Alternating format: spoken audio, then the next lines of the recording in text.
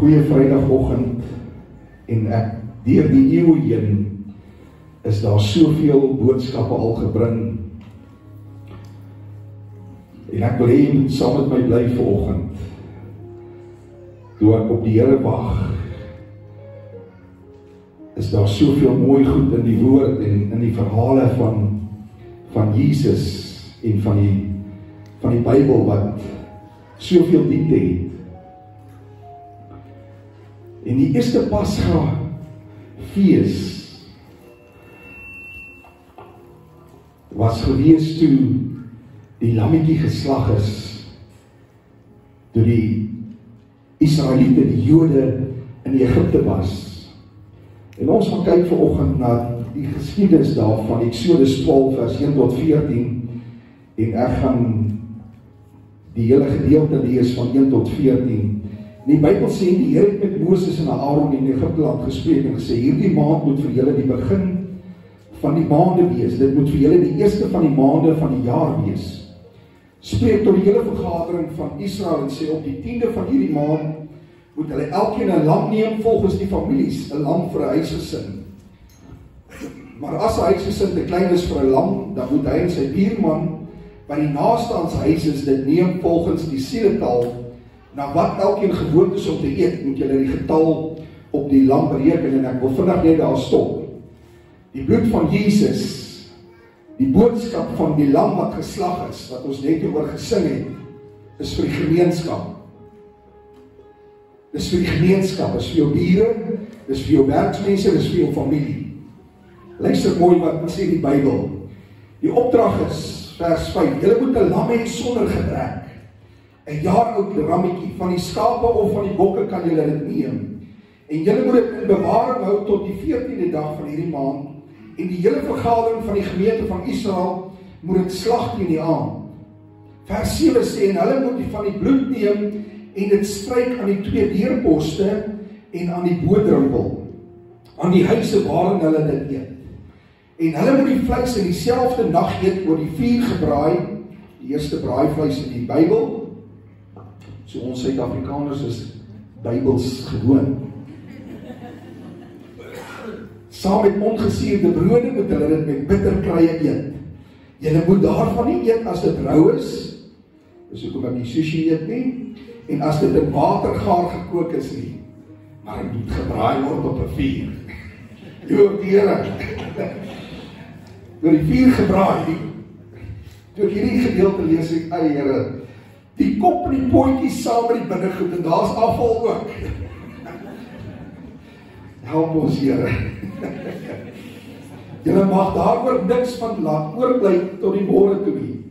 Maar wat daarvan tot die môre oorbly, moet julle met vuur verbrand. Ek sal met die binnegoed en die kop en die pootjies sal oorbly vir my. En so moet julle dit eet. Julle heupe moet omgord wees, julle skoene aan julle voete, reg en gereed. Julle staf in julle hand, baie haastig moet julle dit eet. 'n Pasga van die Here is dit. Want ek sal in hierdie nag deur Egipte land trek en al die eerstgeborenes in Egipte land tref, van mense sowel as diere. En ek sal strafgerigte oefen aan al die gode van Egipte, ek die Here. Luister wat sê vers 13. Maar die bloed sal vir julle 'n teken wees aan die huise waarin julle is. As ek die bloed sien, sal ek by julle verbygaan, en daar sal geen verderflike plaag onder julle wees, wanneer ek Egipte land tref nie.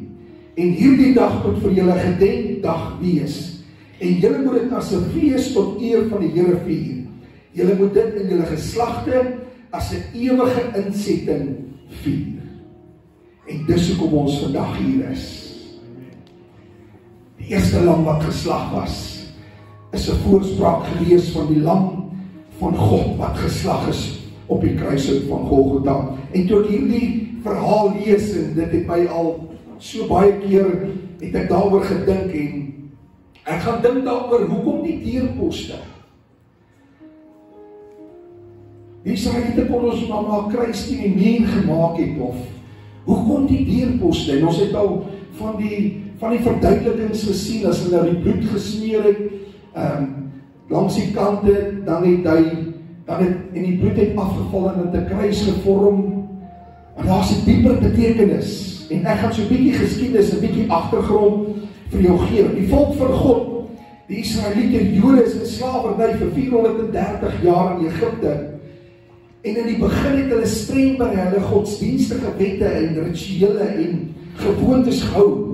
Maar na Josef se dood het hulle aangepas by die Egiptiese leefstyl, leefwyse en hulle gewoontes.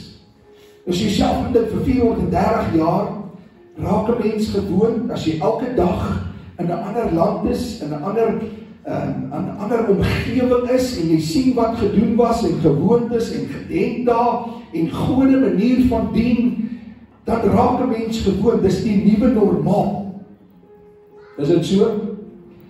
As mense oortrek na Australië en deesdae is dit Nederland, dis net so, ons bure, ons ex-bure is oor Nederland, ons op iewers met hulle 'n video call en hulle buurman in Nederland kom en hulle praat en jy hoor hoe praat hy so gebrekkige Nederlands, Afrikaans tipe van, want daar word aangepas by die taal, by die aksent, alles word aangepas.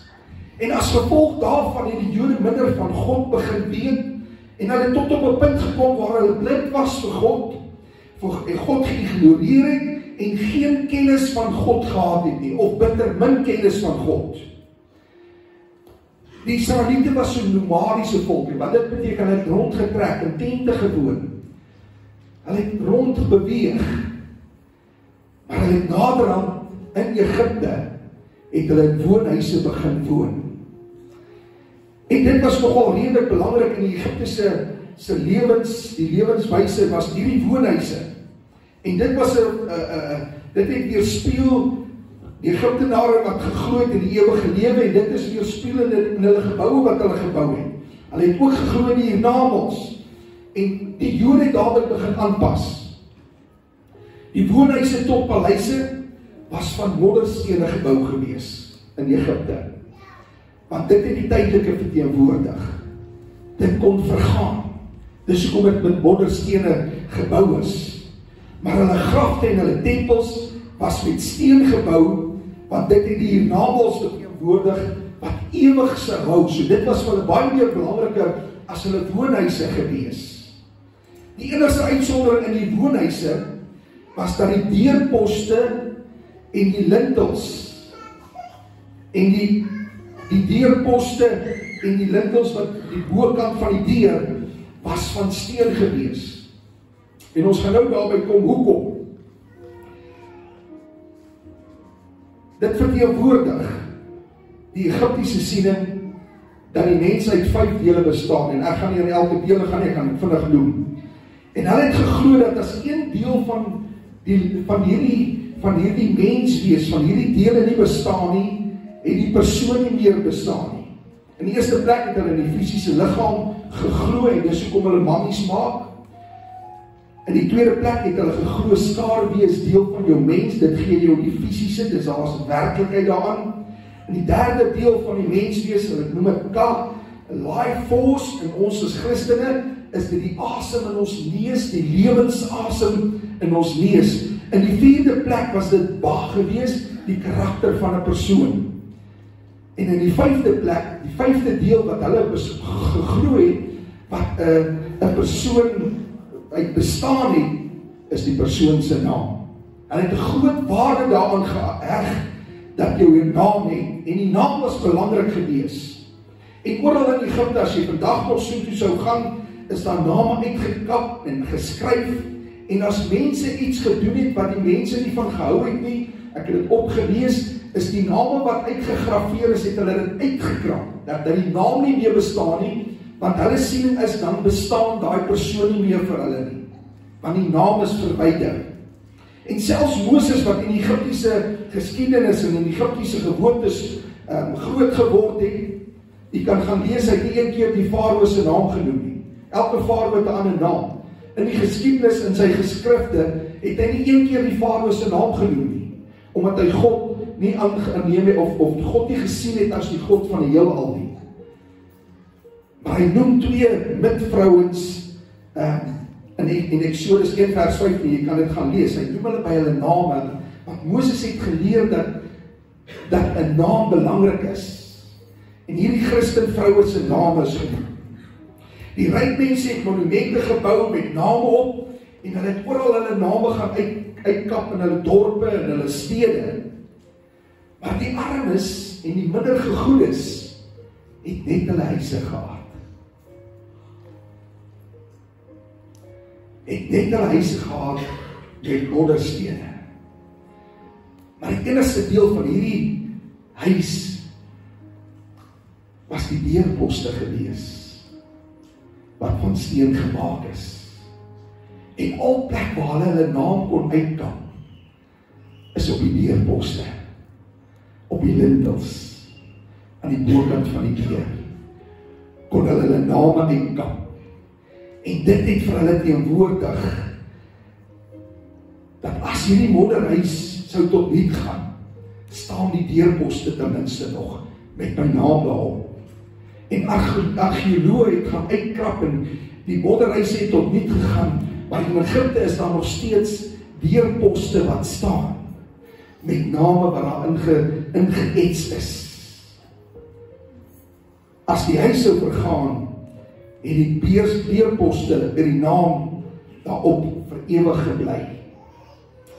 En die Israeliete het hierdie gewoonte aangekweek, het dit geleer, want hulle het self baie keer as slawe het hulle die huise gebou en God moes plaas stuur na 430 jaar se oor en oor dieselfde doen en verandering wat aan hulle gemoed en hulle diensbaarheid en dit wat hulle van God weet, en God moes plaas stuur om die volk te wys, hy is verhewe en hy heers oor die Egiptiese gode. Dis ook om die 10 plaae daar was.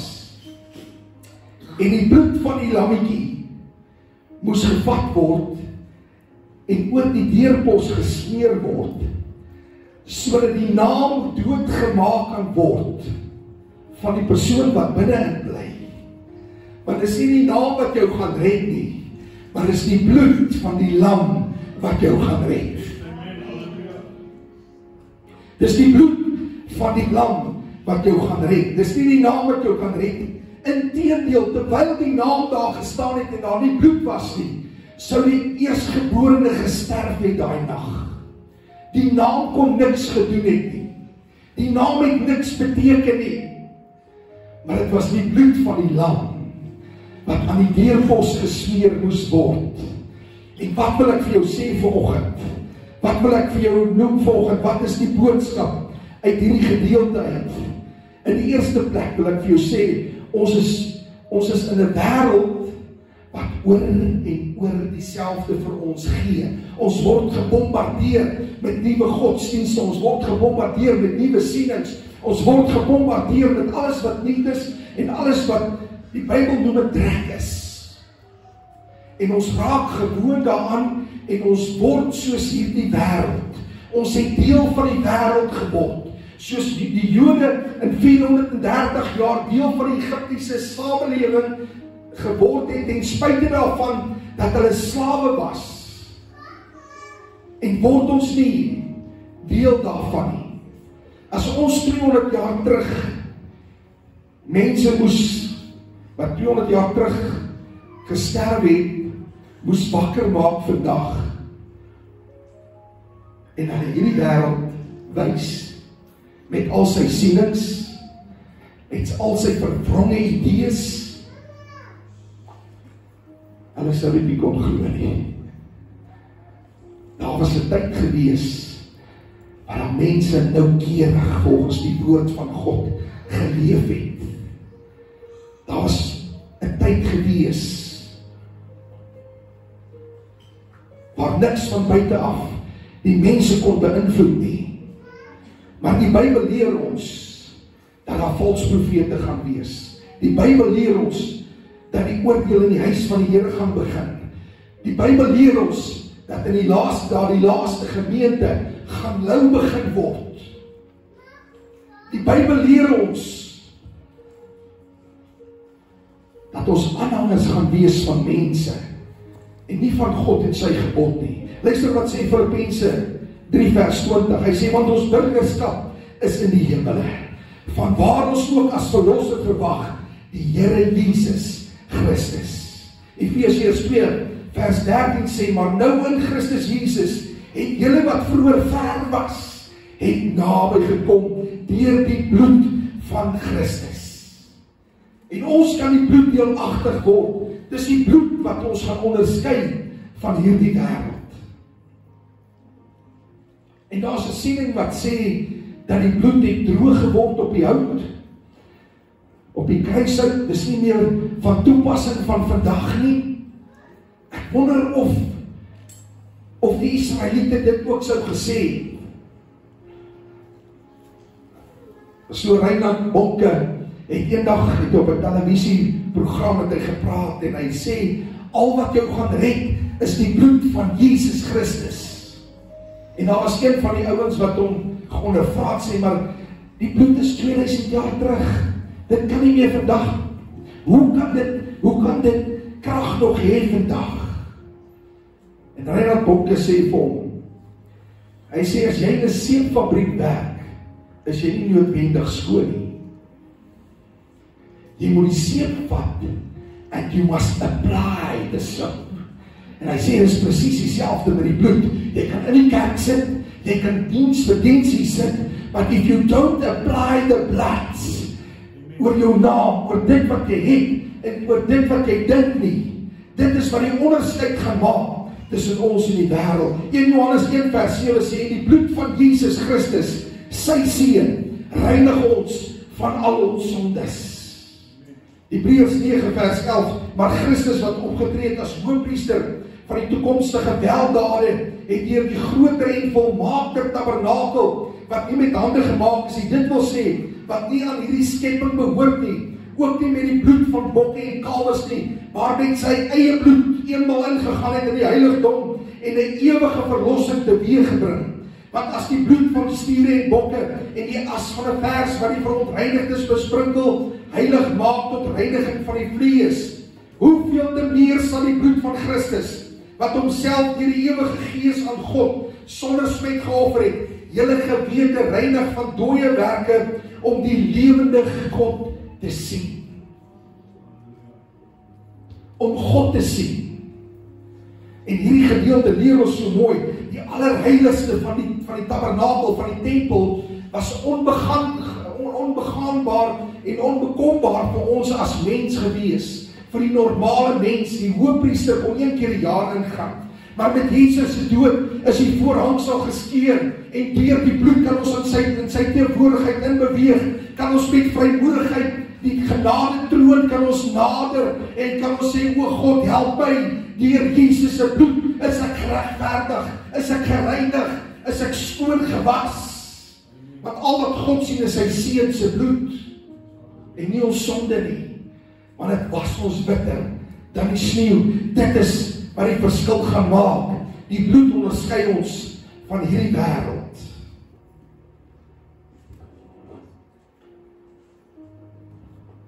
Wat wil die Gees van die Here vir ons vanoggend sê?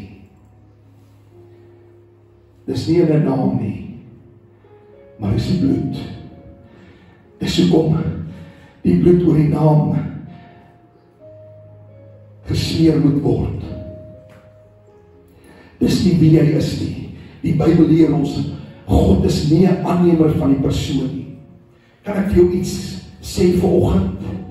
As die Farao die bloed op sy deurposte van sy paleis gesmeer het, en die doodsengel verby beweeg. As die Egiptenare die opdrag uitgevoer, as hulle die opdrag gekry het, sou die doodsengel verby gegaan het, en hulle sou deel van hierdie verlossing gewees het, as dit vir die bloed was. Maak nie saak wie jy is nie, maak nie saak wat jy het nie. Jesaja 49 vers 16 sê, dit gaan nie oor wat jy het nie, wat jou naam is, waar jy vandaan kom nie, maar Jesus sê deur die profeet, sê hy, ek het jou naam op my handpalms gegraveer. Ek het jou naam op my handpalms gegraveer, wat op die kruishout van Golgotha vasgeslaan het. Openbaring 20 vers 15 sê, en as dit bevind is dat iemand nie opgeskryf was in die boek van die lewe nie, is hy in die poel van vuur gewerk. So jou naam is belangrik om deur die bloed te gaan. Dat Jesus en God die bloed sien. Ek wonder wat was die gesprek van die Israeliete gewees in daai dag? By mekaar gekom in hulle huise, in hulle modderhuise, en daar is nie krag nie, jou kersies brand en die lampe brand, en die een nou sê vir die ander ene dalk, hy sê, ja, ek wonder of hierdie gaan werk.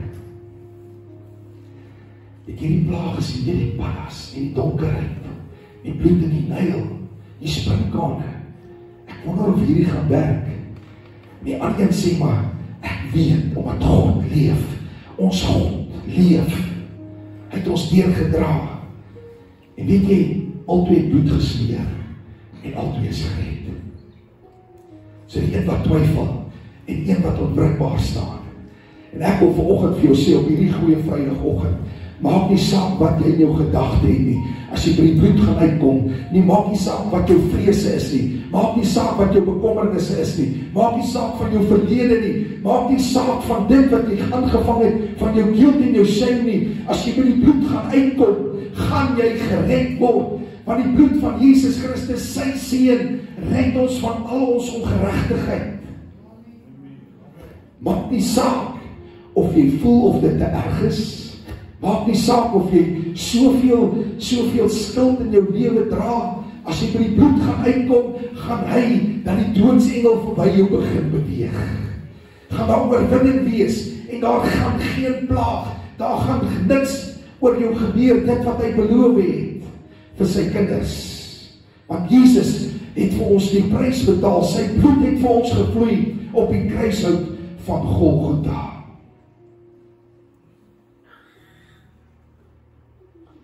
As jy vanoggend twyfel oor die bloed, of het sterk genoeg is, om jou te kan red, om jou tot 'n ewige lewe te kan bring, wil ek graag in die lewe en die gedagte van 'n eerstgeborene inklim. Daai nag, dat die doodsengel moes verby beweeg het. Want die Bybel leer ons, is aan die hele gemeenskap, is dit vertel, aan die kinders, aan die eerstgeborenes, hulle het geweet, veral die eerstgeborenes, jou lewe is op die spel. En my pa moes 'n rammetjie van 1 jaar oud, sonder gebrek, moes geslag word. En ons gaan hom braai, en ons gaan hom eet, soveel as wat ons kan. En dan moet die bloed gesmeer word, aan die deurposte van die huis. En Egipte is 'n redelike groot land, en ek weet nie of die doodsengel by almal op dieselfde oomblik deur verby gegaan het nie, maar as hy van huis tot huis gaan, wat ek glo, die een huis, na die ander huis, daar moes seker dele wees en streke in Egipte, waar daar reën was, en waar daar storms was, en ek kan net hoor, die eerstgeborene, sê, pa, ek kan nie slaap nie. Ek kan nie slaap nie. Is die bloed nog daar? Ek het die lammetjies gesien wat geslag is. Maar is die bloed nog aan die deurpos? Want as die doodsengel gaan verby beweeg, en die bloed is nie meer daar nie, gaan ek nie meer lewe nie. Papa, wil jy nie net vir my gaan kyk, is die bloed nog daar nie? Is die bloed nog daar, oor die naam van ons huis? Is die bloed nog daar, so as die doodsengel dit sien, dat hy verby sal beweeg?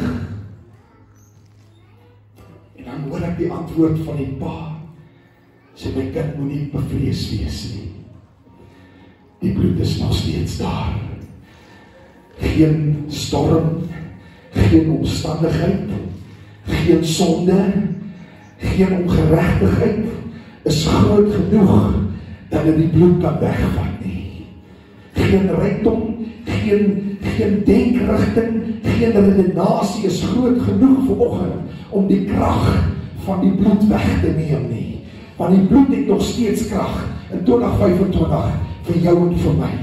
As jy by die bloed gaan uitkom en die doodsengel wil gaan verby beweeg, gaan die bloed nog steeds krag hê, gaan hy nog steeds stand hou, want die bloed van Jesus Christus, sy seun, reinig ons van al ons ongeregtighede. Die bloed het nog steeds krag. En kan ek vir julle uit einde van die verhaal lees, Openbaring 12 vers 11 lees so, en hulle in die voorste gedeelte van die vers, praat die Bybel van die slang, die draak, die Satan, wat genoem word Lucifer, en vers 11 sê, hulle het hom oorwin, deur die bloed van die lam, deur die bloed van die lam.